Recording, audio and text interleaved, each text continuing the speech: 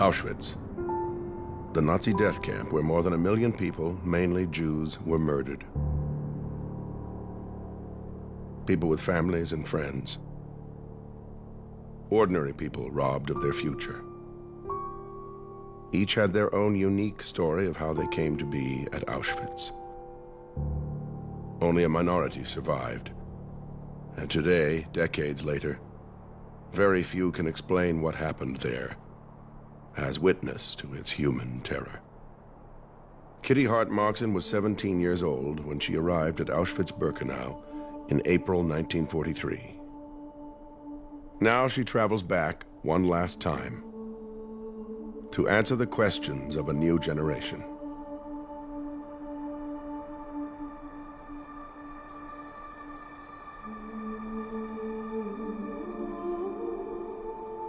My name is Kitty Hart-Marxen, and I'm a Holocaust survivor. Designed as a factory of death, no one was intended to survive, let alone describe its inhumanity to a world not yet ready to listen. No one wanted to know, no one wanted to hear what I had to say. But I made a commitment that the people don't want to hear, but I'm going to make sure that they will. I've been here many times, but I've really wanted to come with 2 girls who were my age when I was here. I want to show them the struggle for survival. What were your first impressions of the camp? There was just the most incredible mud. And then we saw like a glow in the distance. And soon when we got there, we saw ghost-like figures with shaved heads, staggering in tattered clothes, with great big eyes, screaming in all languages and being beaten. And we thought, my God, is this what's going to happen to us? I've known Kitty since I was born. I've known about her story since I was little and sort of grown up with the influence of it. What did you first see when you got off the train? Alsatian dogs. They were barking, trying to get at us. And I wanted to try and understand a bit better how she coped in these conditions and how she managed to survive for so long. And we're walking into the women's camp now. I met Kitty for the first time after the school talk she gave us, and I went up and asked some questions to her. And I'm just kind of nervous and excited because I want to see it from a different perspective that I may have seen it in class. And you see these stumps? These are the chimneys of the wooden barracks. What happens to you when you're in those formative years, age 13 to 16? It shapes you and your character for the whole of your life. Auschwitz is where my grandma feels she belongs, and it always calls her back. Kitty Hart was one of the first survivors to tell her story. She gives us access to that experience with the power of her words. You have to treat what Kitty says almost like music. I hear what she says, and I also try to listen to what she has left unsaid. You see this crossroad? The crossroad was the crossroad to life or death. The very fact that Kitty was an eyewitness and can say, this is what I saw, actually ensures that it cannot be denied, that the intentionality of the perpetrators is clear, and that it's indisputable that what she saw is what happened. And as you walked, you got stuck in this mud, and all these people were falling around in the mud. You cannot stand there and simply say, this is okay. This should never have happened. It should never have existed. And as a human being thinking about the experience of others, you just realize this is no place for anybody to have ever been.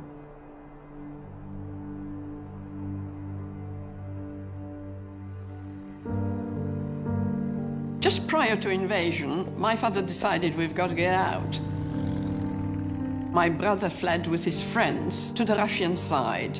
They were asked to join the army, the Polish army, within a Russian unit, and eventually was killed in the Battle of Stalingrad. So my father, my mother, and my grandmother, we got on the last train. The train just took us to Lublin, and that's where everyone was thrown out, and that's where we landed up. And we were taken to a part of the town which became the Lublin ghetto. wasn't possible to survive in Poland as a Jewish person without relying on somebody else. So Kitty's mother, in a time of crisis, what does she do? She starts teaching English to people. In doing that, she creates a relationship with the priest. The priest told my mother, if you come to a point where there's no way out, just come and I'll see what I can do. The priest then is able to help and puts his life on the line to provide them documents to get them out. We had to part for my father. The priest said no way could we survive, all three of us together. My father was to go and work in this sawmill somewhere, we didn't know where, and my mother and I, we were to go into the center of Lublin. Why? Because they were rounding up the Polish population as well. And when they sorted them out, they took them to work in factories in Germany. And the priest said, that's what we've got to do. We're going to get out of the country and mix with this transport and get into Germany. And they actually checked documents, but our documents were in order, you see. And before my mother and I collected our thoughts, we were in a train and landed up far, far inside Germany. It was very difficult for Jews to be able to hide within the Polish population because just small cultural and linguistic things such as accents could creep in and change the perception of you as being truly a Polish citizen.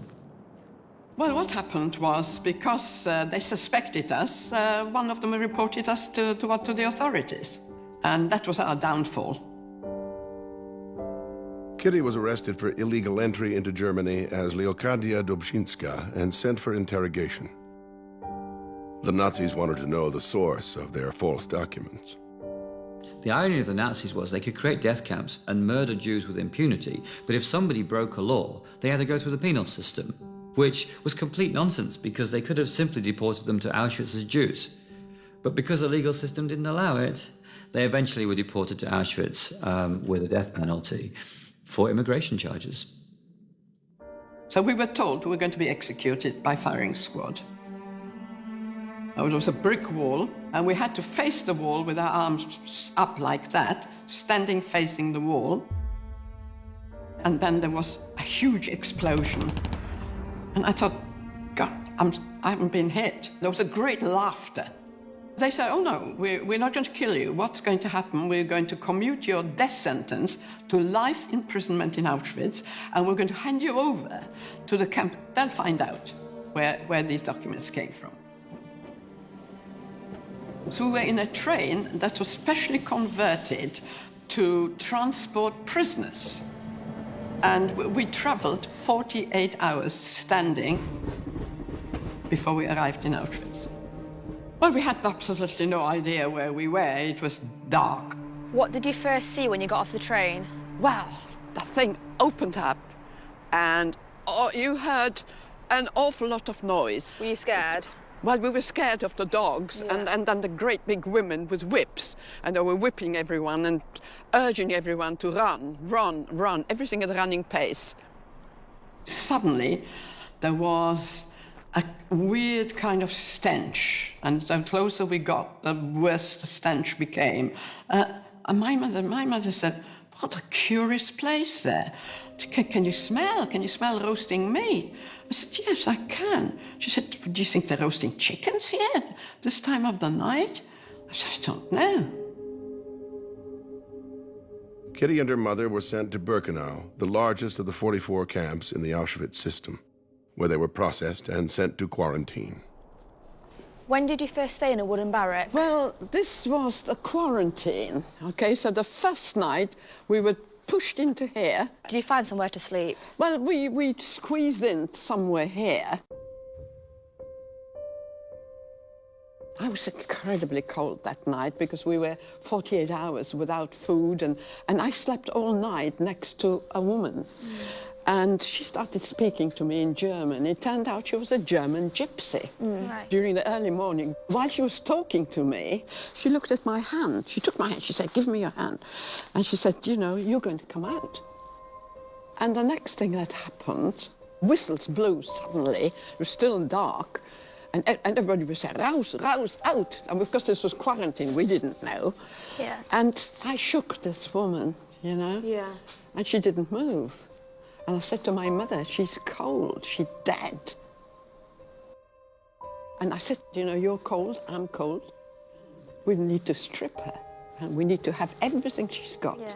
Surviving Auschwitz was virtually impossible. And there was certainly no way you can say, if you did this, then this would happen. It was a matter of luck and chance and being in the right place at the right time. But there were some circumstances and some strategies that kind of worked. That came to me that night, that actually that's the way to do it.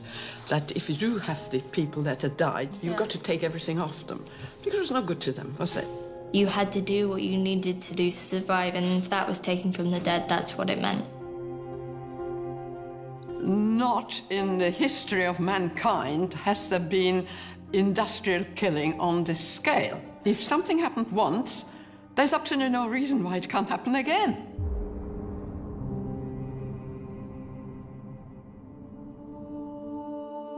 In 1943, Kitty was assigned to work on a new rail line into Birkenau called the Ramp. In 1944, she watched as transports of Jews from Hungary started to arrive. What was the importance of the ramp? People arrived in cattle trucks, and sometimes 7 or 10 trains would arrive in say, 24 hours, and people were sealed in, almost airtight, just a little bit of air coming through the slats.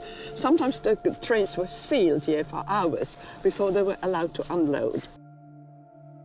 Did people die in the trains? Yeah, a lot of people died before they arrived here. Some people travelled 7 days before they arrived here. Did anyone have any idea what was happening when they got off the train? People had not the foggiest idea what was going to happen. Of course, there were people coming from the ghettos, so they didn't expect anything, you know, good, obviously.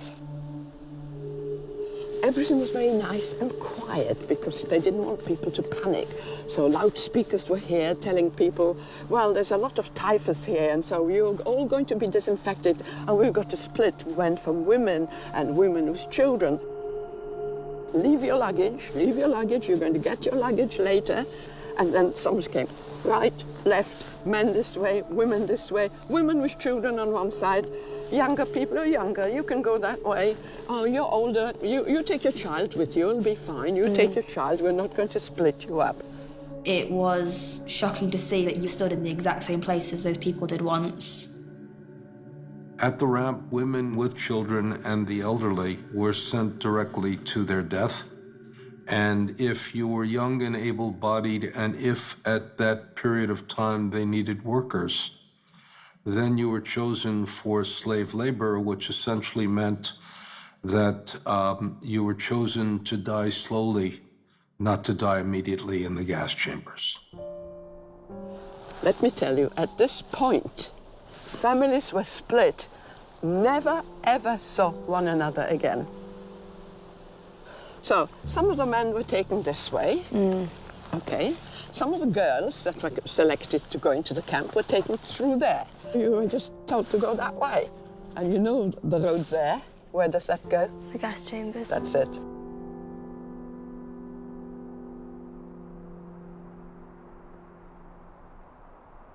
What happened when you arrived at camp? Well, we were taken to a building like this, which we didn't know what it was, but it was called the sauna, not like you and I understand it, a processing place. And the first thing that happened to you, you were stripped, everything was taken from you, you were smeared with a green fluid, your hair was shaved everywhere. That was then packaged and shipped off for processing. Hair was used both to create cloth and to line submarines and as detonators. And then you were tattooed, and believe you me, that was when you felt you were no longer the same person. When that tattoo was placed on your arm, you went what your parents had given you as your name, you became that number, and that was your identification completely taken away. Not only is it a disgusting thing to do to human beings, but that's my grandma, and they wanted to turn her into an animal. Without your hair and without your clothing, you lose something very distinctive about you. And there are people who remember at that point that they looked ridiculous. It was hard to imagine how she survived. Every corner she turned, there was something trying to stop her from living. First of all, survival depended on the place of work. If you were working outside, and you know, the commandos, which are work parties, you hadn't had a prayer to survive for long. The other thing you couldn't survive was without a pair of shoes. Well, the problem was that you were issued wooden clogs. Your clogs would get stuck in the mud, your feet would rub, they would get infected, and you were dead. If you didn't have your bowl, you were dead, because nobody would give you their bowl. So survival depended on if you could not think about anything, just have a tunnel vision and think like an animal. Just picture yourself, what does an animal do? What does an animal need? Well, it doesn't need very much just to live, but the first thing it needs to get away from the predators, get away from all these people that are trying to kill you. There were capos who were prison foremen, and they became more cruel than the German masters themselves. Well, how do you get away from these people? Any of the ruling princes could come up to you and kill you. And consequently, you couldn't figure out a strategy for survival.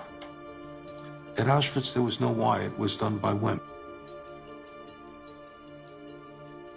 Did you know that the wooden sheds were actually meant for 52 horses? And so they put these bunk things up there. And there were 1,000 people in there. And 1,000 people inside, that's right. What happened the first thing in the morning when you woke up? You were woken up with the sound of whistles, roughly around about 4 in the morning. So roll calls took place twice a day, and roll calls was one of the greatest terrors of the camp. Whistles blew, and everybody now screams, out, out, out, schnell, raus, raus. Total chaos. 1,000 people had to rush out of this door. And you see the ground, you're looking at grass, while you must look at mud. The whole thing was just one sea of mud. I've always said, if you found a blade of grass, what would you do with it? You'd eat it. So people were just staggering around the mud, but of course you had to stand to attention. Selection didn't just take place on arrival at Auschwitz, it was a daily occurrence. In fact, any time that prisoners were together, if anybody at any point in time tipped over into that place where they were no longer useful to the Nazis, they could simply be selected and sent into the gas chamber. People just collapsed and died. Yeah. Died of tiredness, of exhaustion, of shock. Did you ever have to collect the corpses after roll call? Yes, You had yes. to do it. Oh, yes. When I was in the Leichenkommando, this is what we did.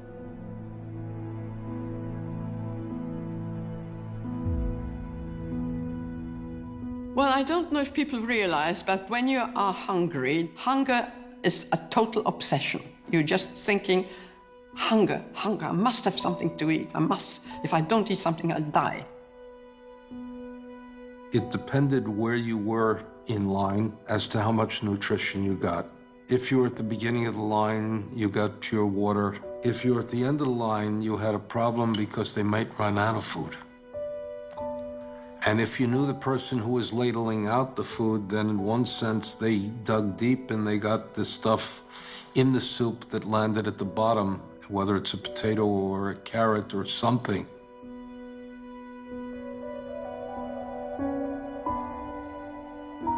Hunger is the worst thing that anybody can experience, I think.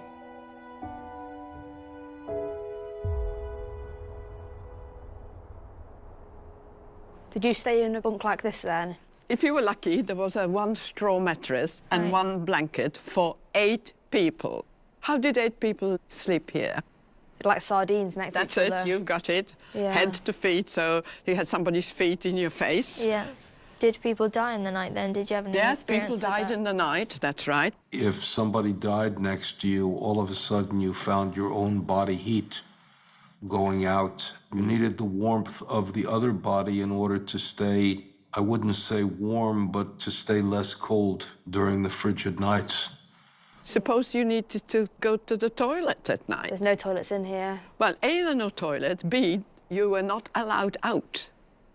The barracks had buckets. Now, a veteran prisoner would try to judge when to go to the bathroom at night by such a way as listening very carefully to what happened to the prisoner before you, to make sure that you weren't the last to fill the bucket, because if you were last to fill the bucket, you had to take it out and empty it. You look at that. Is that what this is? It's mud. That's just mud. Yeah. That's right. And very often there was a mess here as well. Yeah. Because you couldn't get to the bucket. You had the permission to, even during the night, to use the bucket. So those were your living quarters. It was just so horrific to think that anybody could stuff all these people in this tiny space. I have a place to go to the toilet, and I have a place to sleep, and I have a place to have food, and I know that I will get it. The Nazis made sure in every way possible you didn't get what you needed. Something to eat, somewhere to sleep, and I'm afraid, if you don't mind the language, somewhere to shit. Now, what I'm going to show you is the latrines, okay? Now, you see that entrance? Mm-hmm. Thousands had to get through this entrance. And, of course, there was a functionary prisoner in charge and wouldn't let you in. But did you know, I worked there at one stage, so let's just show you what it was like. How did you get the job to work here? Well, I had to buy myself to work. I thought it'd be a good place. At least I'd have access to the lavatory. Yeah. I mean, it was horrible. There's nothing further from what a 16-year-old girl would want to be doing with her life than having her arms in shit. And yet, for her, that was a privilege. Because when she was in the Scheisskommando, it meant that she wasn't digging a ditch. She didn't have somebody flogging her to death because she couldn't dig fast enough. She wasn't actually freezing to death because she was inside. And what's more, the Nazis were nowhere near that place. So being in the Scheisskommando was a 16-year-old's dream in Auschwitz. So that was an open sewer. Thousands of women going in there. You had like 2 or 3 people to a hole because you didn't have it to yourself. And then, when people were finishing, you had to dig all that stuff out. So everything had to come out. Think of the idea that you have 35,000 people using these latrines. So it was designed again to dehumanize the people, to degrade them, to make them live in their own filth. Why do you dehumanize these people if you're going to kill them anyhow? Because if people look like a lump of feces, then it's easy to flush it down the toilet. And what would happen if you couldn't get in? How would you go to the toilet? You had your bowl, Yeah. and your bowl was virtually your food or your toilet. Yeah. The problem was washing it out, right? Yeah. How did you No wash it water. out? No water. In the winter, you Yeah. had snow, you could wipe it out. In the summer, it wasn't so. And you couldn't do anything on the ground because if somebody'd pick it, see you, You can get in trouble. well, never mind in trouble, you'd get killed. Yeah. Yeah. Full stop. We haven't got the words to describe the intense cold. Well, I always think of penguins, actually. How did penguins survive on the Antarctic? Well, if you look at them, they huddle together and try to have body heat from each other. Well, that's exactly what it was. So that was trying to overcome the cold. It must have been horrific to have to stand still in the cold with no shoes, hours and hours on end, when she was hungry, starving, tired, and there was nothing she could do about that.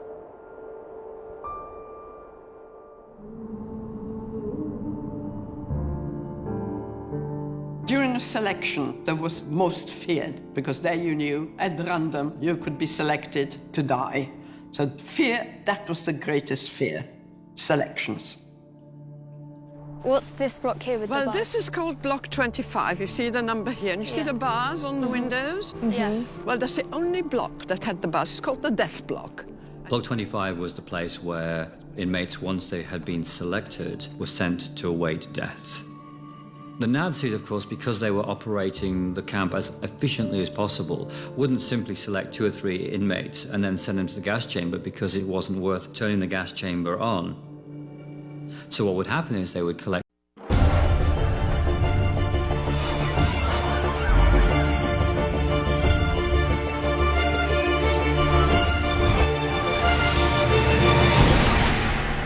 Documentary TV. Several hundred of these prisoners who were at the end of their usefulness, and then dispatched them to the gas chamber when it was convenient. I'm going to explain to you what's inside here.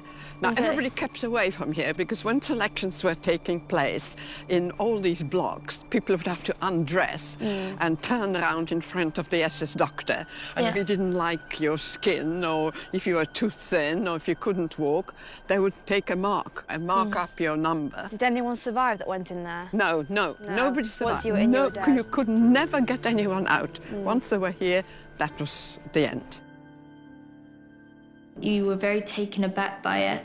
Kitty told me that they had no clothes and you could see that their hands were through the window begging for food or water or anything. The reason Block 25 has such a prominent place in her memory is, of course, because all of the inmates in the women's camp could see it. It was right alongside their own barracks. They could hear the desperation of the women that were in there, knowing that there was literally no way out. Of course, everybody kept away from me, and when they opened up the doors, It smelled. the stench went right through the camp.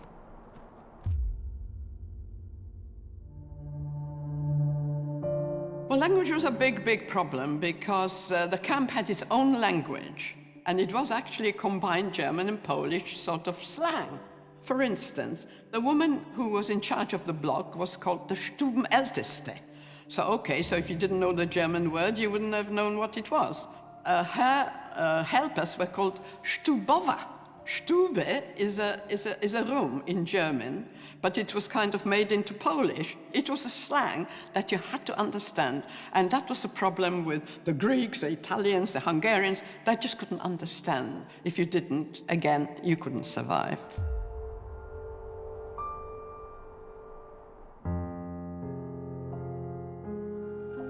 I lost my friends all the time.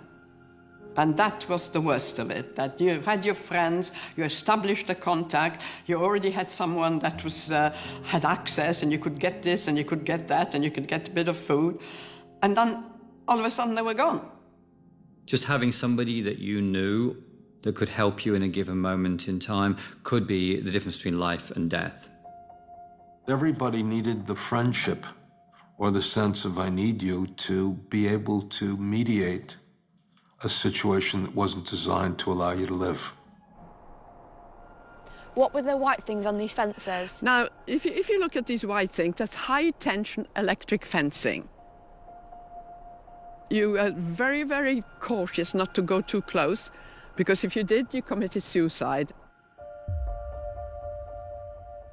People commit suicide often. That was the easiest way out. You just touched the fence and you were dead. And if you touched this person, you were dead as well, because electricity would pass through your body to the next person. Or you were shot from the watchtowers if you came too close.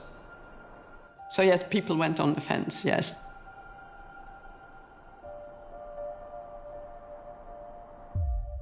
There was one universal word which was called organizing, and that meant to getting hold of. Didn't matter what it was, whether you bought it, whether it was stolen, whether you found it, it was all one word, and it was called organizing. I organized some bread, I organized a pair of shoes, I organized something to wear. So what did women do? They always tried to get 2 or 3 together. 4 was the best. One working in one place, one working perhaps had access to the toilet, like I did at one time. One had access to water. One perhaps had access to some clothes, to the sauna. And that's how you exchanged. And that was the mutual support that was absolutely vital to survival. If you didn't have that, you couldn't survive. We're going to Block 12, because all that was part of sick bay. Did you come here a lot then? I tried to hide there just to conserve my energy. My mother sometimes would hide me somewhere. Kitty's mother was a very highly educated and cultured woman. Once she got into the Holocaust, her knowledge of German was going to be really important to her. She had both the physical attributes and the mental attributes to be able to work her way through very difficult circumstances. And my mother worked right throughout the time. She was working there. She was supposed to be a nurse, but because she couldn't nurse anyone. My mother psychologically tried to keep people alive by simply begging them to live another day. Working in the hospital meant that her mother was able to help Kitty. Between the two of them, they could work together to enable just increasing the chances of survival a little. My mother was working in an infirmary, an infectious block. So when I had typhus, I was on my mother's block. And I was lucky enough to be told I'll be able to stay and work within the infirmary. So I was a glorified cleaner, but really my function was to bring the bodies out that died. People died during the night. Some of the bodies were up there. So two of us had to climb up there and get the corpses down, drag them all the way and stack them up outside. And I actually hid some of my friends here. I managed to bring them in here because I had access, but I told them it was the most dangerous place to be because nearly every day the SS doctors would come in and carry out selections. They would sit people up. Sometimes they had to jump. If they couldn't jump over this heating channel, they'd be killed. Of course, the sick couldn't get down, so the SS doctors would just, with a chalk, mark up a bunk. Well, of course, we know what happened. Dr. Mengele came and said, today we're emptying this block, which meant today they're all going to die. Did they know what was happening? Well, they already knew what was happening, so we had to stand like this, in a circle, holding. And that's when I lost most of my friends. And that broke me. I never got over that. My mother realized what was going on, and from somewhere she appeared and she just grabbed me and pulled me away. And at that point, we thought, well, what's going to happen next? It's all empty. They were gone, and I was on my own. There was a place called Canada, named after the country Canada, which was the place in which they confiscated all of the valuables. They sorted it, they inventoried it, they then shipped it back to Germany for use. They came and said, we're going to ask you to join the Canada. My mother said, there'll be food there. You must do it. There will be food. You'll find it among the clothes. Yeah. And so I said, yes, okay. And that's how I got to the Canada.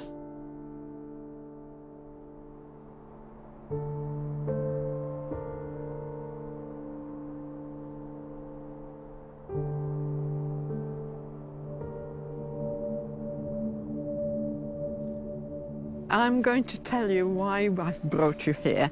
Thousands upon thousands of people were brought in with all their belongings. Yeah. Kitty really wanted to tell the story of Canada. For her, it's about evidence.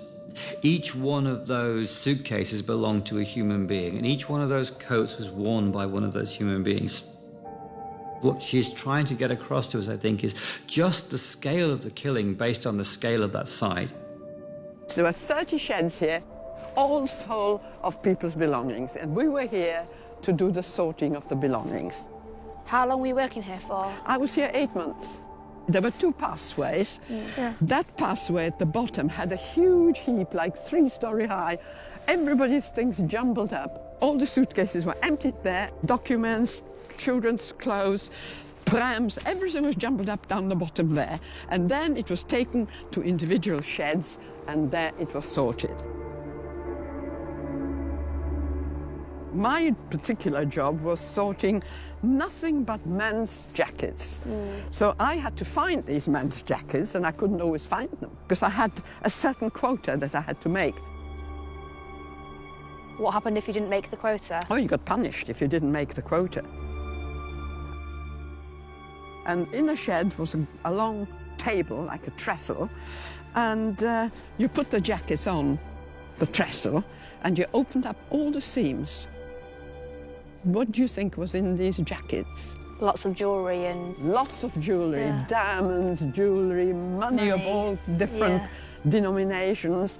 Did you always give everything in, or did you sometimes hide it and then... If you kept one single item of any value, that was the end, because it was constant inspection, so you couldn't keep it.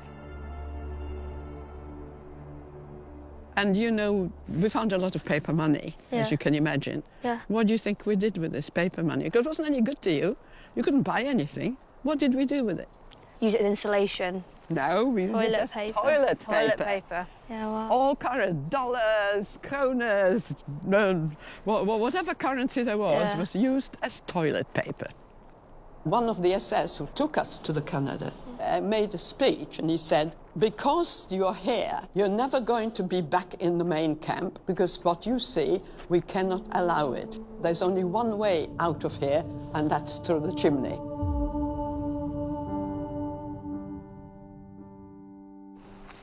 What is this place? Well, you see these ruins?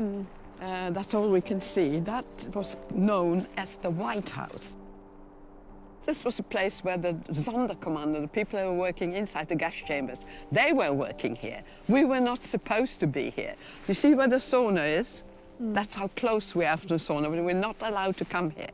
However, on about 4 or 5 occasions, I managed to pass this place, and the circumstances were that we took some clothes in handcarts, and we were told to take those handcarts back to the main camp. Now, the SS woman that accompanied us, she didn't like going in between the fences because she was afraid that she was going to get electrocuted.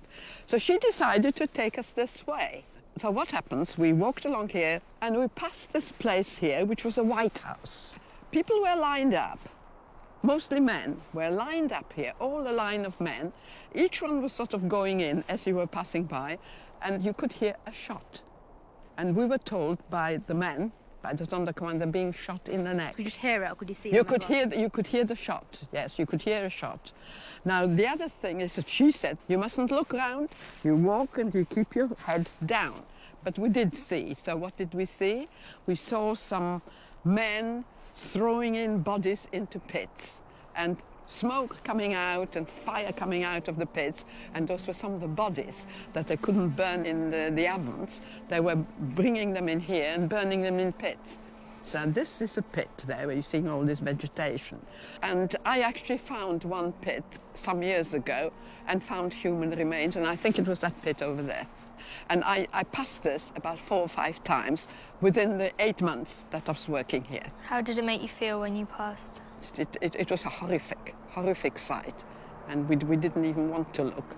But of course we did, you know, it was forbidden. But it was just horrific because you were just seeing bodies being burnt and the fire coming out of the pits and smoke all over the place. There were several, we passed several pits. There was one here, there was another one down there. But there were many, many pits here, but I recall that one particularly, very close to the sauna.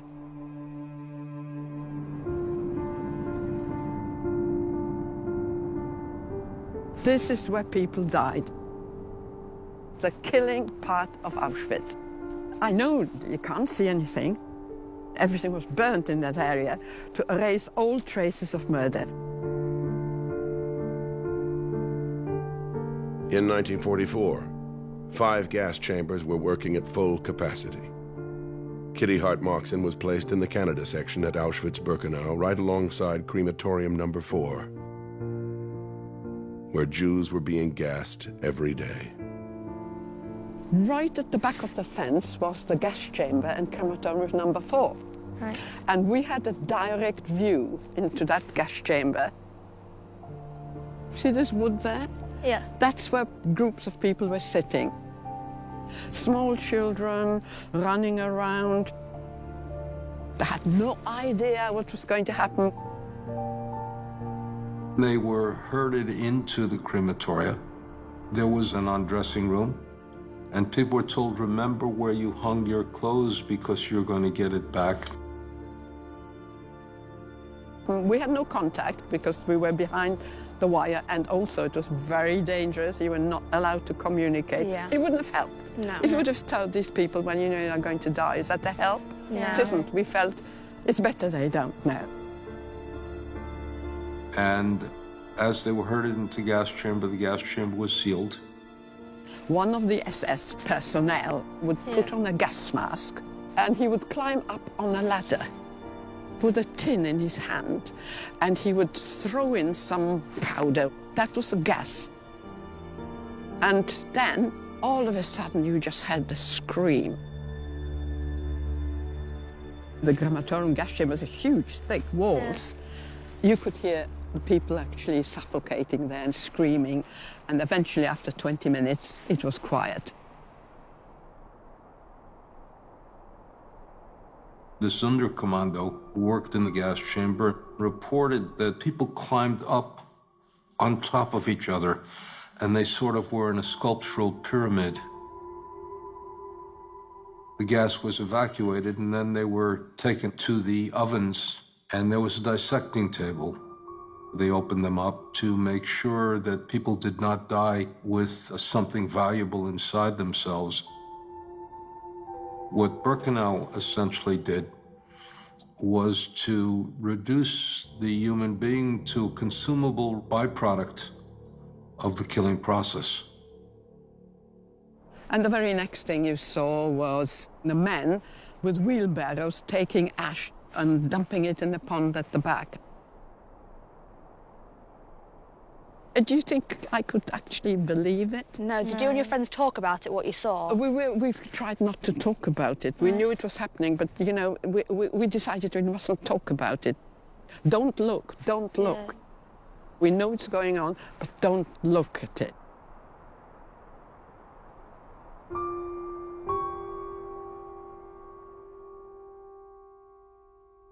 Little did the Nazis know that for months, Jewish prisoners that had been forced to operate the crematorium were planning an insurrection. On October 7, 1944, Kitty was witness to the uprising that day. There was just a loud noise. And when this noise happened, we thought that was it. My friends and I, we threw ourselves down just like that, cover our heads, lie flat on the ground. Armed resistance was not a decision whether to live, but most often a decision how to die. We do know that there were resistant movements. The Poles had the resistance movement, the Jews had the resistance movement, but we never knew who these people were because it was so incredibly dangerous. We didn't know it was uprising until we saw the men actually come over. They seemed to have cut part of the fencing, because that was electrified fence. Yeah. So they seemed to have cut the fence and run over, and they tried to escape somewhere. Yeah, I don't know where, but they were running all over. And we were just lying down, spread-eagled, because that was the safest thing to do. There was a general shootout. They came in on motorcycles with machine guns, and I think they got most of the men. Kitty was also a witness to the fact that Jews did not go like lambs to the slaughter, that they were thinking about what they could do to overcome the Nazis, and with absolutely no chance whatsoever to get hold of the explosives, to be able to overcome the tight strictures on them. These Jewish people did that. Following the uprising was a huge inquiry, like a whole roll call with an inquiry. And during that inquiry, one of the SS women came and called my number, 39934. And I was transferred back to the main camp. And I had no idea why. I found out later it was my mother who managed to speak to one of the commandants and told him I'd been working 8 months there and that she was being evacuated, and asked him if I could be evacuated. And that's what happened. So why do you think that he let you go? We don't know. We don't know. I think my mother spoke this perfect German, and she didn't beg, she didn't crawl, she just got up there and spoke, asked to speak to him in a proper manner, and I think he took it on board and called my number. Well, I was transferred to the main camp. We were on this list to be evacuated, and my mother looked around and she thought, oh my goodness, we are all with these functionary prisoners. I wonder if they'll kill us. And we were put into a cattle truck. And my mother made a speech. Just remember, we are leaving here. We are all equal from now on. We will no longer have your functions. And remember, we may need one another's help. So, from now on, you're all going to be friends. And that's what happened. After leaving Auschwitz-Birkenau in November 1944, Kitty and her mother went through a further 6 camps and several death marches before finally being liberated in Salzwedel, Germany, April 14th, 1945. Liberation was at best bittersweet. It meant that for the first time they had to confront loss. Loss of parents, loss of spouses, loss of children, loss of entire communities, loss of entire worlds. And for years they had guarded themselves from feeling anything. And once they felt the feeling of vacuum, of emptiness, sometimes shattered them. You tried not to be emotional about anything. If you did, your emotions would just take over and you couldn't go on. That a civilized nation would take people on a train, bring them to gassing, annihilate them, confiscate and recycle the elements of their body, and do that systematically day in, day out. It's inconceivable. How could this happen? I felt very ashamed at the world and very just upset that this could ever take place. Some people see it as just a time in history, but they don't understand how it relates to us today. We are the ultimate proof of her survival. If she hadn't found the hope to keep on going, I wouldn't be sitting here. Now, what I want to show you is, what's this water? It's incredibly important to tell you about this water. Women, men, children, all, that's their final resting place. That's a cemetery.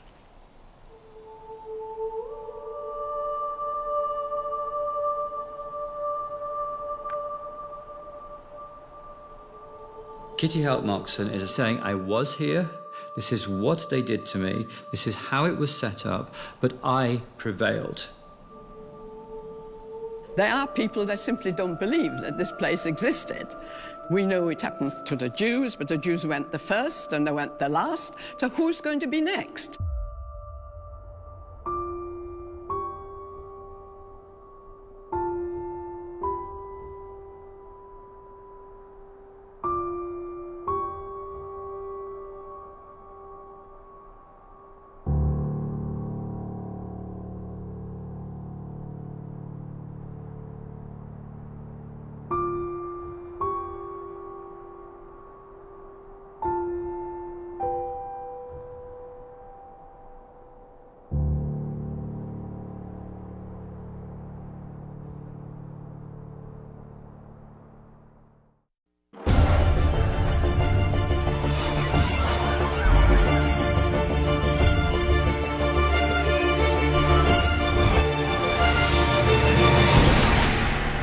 Documentary TV.